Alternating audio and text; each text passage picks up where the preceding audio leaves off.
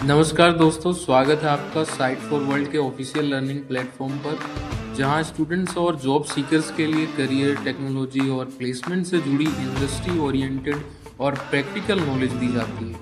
अगर आप अपनी स्किल्स को नेक्स्ट लेवल तक ले जाना चाहते हैं तो आप बिल्कुल सही जगह पर आए हो। चलिए शुरू करते हैं आज का इम्पोर्टेंट सेशन। नमस्ते स्टूडेंट्स, आज का टॉपिक है आर कोड को मेसी से प्रोफेशनल कैसे बनाएं। रेडी हो? फोकस मोड ऑन है ना? मोबाइल साइड में रख दिया? स्क्रीन पे पूरा ध्यान है? चलो शुरू करते हैं। आज हम सीखेंगे कि कैसे अपने बेसिक आर स्क्रिप्ट्स को एकदम क्लीन और एफिशिएंट कोड में बदल सकते हैं। ओके, स्क्रीन पर देखो। ये जो कोड है ना, ये 3 बार एक ही कैलकुलेशन कर रहा है। ध्यान से देखो, हर लाइन ऑलमोस्ट सेम है, बस कुछ वैल्यूज बदल रही हैं। ये है क्लासिक कॉपी पेस्ट कोडिंग, और इसमें गलती होने का चांस बहुत ज्यादा है। सोचो, एक छोटा सा टाइपो भी पूरा रिजल्ट खराब कर सकता है। कभी देखा है ऐसा कोड? फेमिलियर लग रहा है ना? देखो, जब हम बार बार एक ही चीज कॉपी पेस्ट करते हैं तो टाइपोज या लॉजिकल एरर्स का रिस्क सीधा बढ़ जाता है। जस्ट इमेजिन, अगर ऐसी 100 लाइंस लिखनी हो तो कितना टीडियस और रिस्की होगा। ये प्रॉब्लम स्टेटमेंट समझ आ रहा है? क्लियर है या कंफ्यूज हो? तो चलो इसको थोड़ा डीप में समझते हैं। कोड रिपीट करना सिर्फ थकान वाला काम नहीं है, ये एक बहुत बड़ा रिस्क है। प्रोग्रामिंग में एक गोल्डन रूल होता है, DRY, मतलब डोंट रिपीट योरसेल्फ। क्यों? क्योंकि जब आप कोड रिपीट करते हो तो उससे मेंटेन करना एक नाइटमेयर बन जाता है। सोचो, अगर कैलकुलेशन में थोड़ा सा भी चेंज करना पड़ा तो आपको हर एक लाइन में मैन्युअली जाके उसे चेंज करना पड़ेगा। कितना रिस्की है, राइट? तो इस प्रॉब्लम का सोल्यूशन क्या है? The solution is functions. Function को समझ लो एक रीयूजेबल रेसिपी की तरह। आप एक बार कोड का लॉजिक लिखते हो, उसे एक नाम दे देते हो, और बस फिर जब भी जरूरत पड़े उस नाम को कॉल कर लो। सिंपल। इससे आपका कोड एकदम क्लीन, छोटा और मैनेज करने में सुपर इजी हो जाता है। ओके, ये है फंक्शन की text book definition. But simple शब्दों में, फंक्शन एक मैजिक बॉक्स जैसा है। ठीक है, आप उसमें कुछ इनपुट्स डालते हो जिनको हम कहते हैं आर्ग्यूमेंट्स। बॉक्स के अंदर कुछ कैलकुलेशंस होती हैं और फिर वो आपको एक सिंगल आउटपुट देता है। लॉजिक समझ आया या सिर्फ देख रहे हो? आर में फंक्शन बनाना बहुत आसान है। सिर्फ 4 सिंपल स्टेप्स हैं। ध्यान से सुन रहे हो? स्टेप 1, फंक्शन को एक नाम दो। स्टेप 2, उसके आर्ग्यूमेंट्स डिफाइन करो, यानी उसके इनपुट्स। स्टेप 3, कर्ली ब्रेसेस के अंदर अपना सारा कैलकुलेशन या लॉजिक लिखो, इसे हम बॉडी कहते हैं।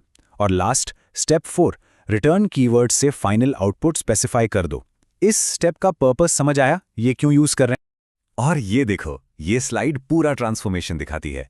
लेफ्ट साइड में वो मेसी रेपिटेटिव कोड, और राइट साइड में देखो हमारा क्लीन रीडेबल फंक्शन कॉल।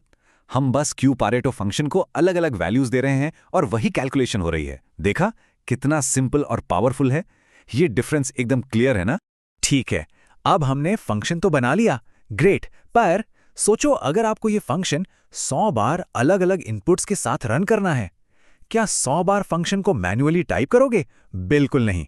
यहां पर पिक्चर में आते हैं लूप्स। जो फॉर लूप है ना, वो आर में आइटरेशन का वर्कहॉर्स है।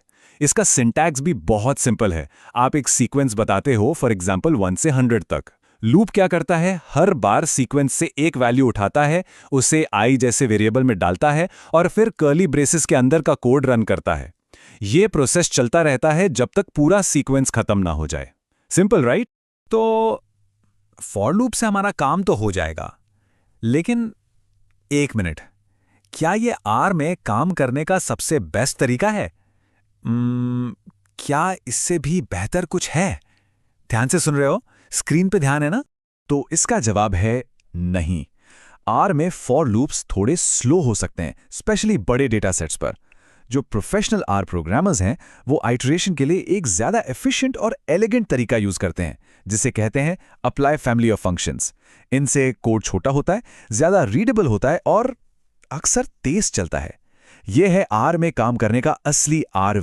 अब स्क्रीन पर देखो, लेफ्ट में फॉर लूप लिखने के लिए 3-4 लाइंस लग रही हैं, और राइट में देखो सप्लाई फंक्शन ने वही काम एक सिंगल लाइन में कर दिया।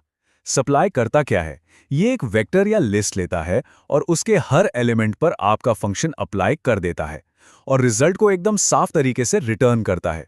कितना क्लीन है, राइट? वीडियो पॉज करो और ट्राई करो, खुद से बना पाओगे। और ये सिर्फ मैं नहीं कह रहा हूं, R programming for data science जैसी स्टैंडर्ड बुक्स भी कहती हैं कि इंटरैक्टिव काम के लिए अप्लाई फंक्शन ज्यादा यूजफुल होते हैं। तो ये समझ लो, ये एक इंडस्ट्री बेस्ट प्रैक्टिस है। ठीक है, थ्योरी बहुत हो गई, अब देखते हैं प्रैक्टिकली कैसे करते हैं। रेडी हो नेक्स्ट स्टेप के लिए? चलो हम इन टूल्स को, फंक्शंस और सप्लाई को एक साथ यूज करके देखते हैं एक सिंपल डेटा सेट पर। ध्यान से देखना, स्टेप बाय स्टेप कर रहा हूं। पहले स्टेप 1, हमारा डेटा। ये एक छोटा सा डेटा फ्रेम है जिसमें 3 कॉलम्स हैं, कॉल ए, कॉल बी और कॉल सी। ठीक है, हर कॉलम में कुछ नंबर्स हैं। बिल्कुल सिंपल रखा है ताकि कॉन्सेप्ट एकदम क्लियर हो जाए। अब स्टेप 2, हमारा फंक्शन। हम एक बहुत ही सिंपल सा फंक्शन बनाएंगे जिसका नाम है calculate_mean। ये फंक्शन एक इनपुट x लेता है और बस उसका मीन रिटर्न कर देता है।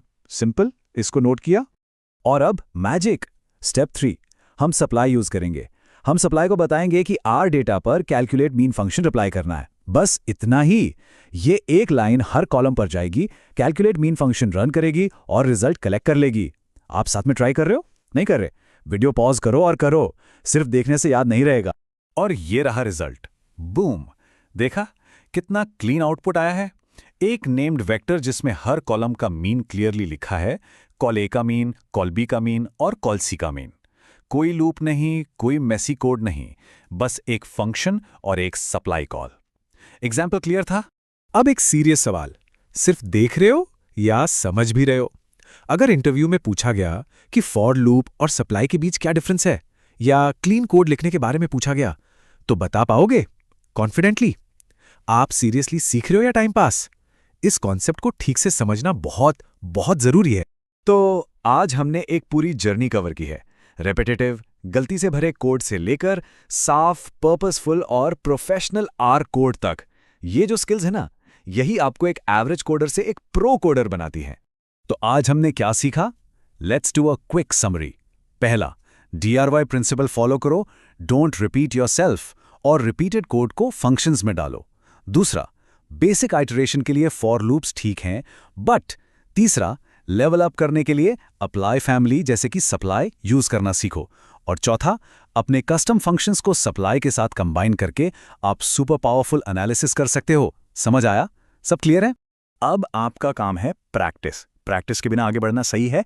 बिल्कुल नहीं। अपने पुराने आर स्क्रिप्ट्स खोलो और सोचो, ऐसा कौन सा पहला रेपिटेटिव कोड है जिसे आप एक फंक्शन में बदल सकते हो।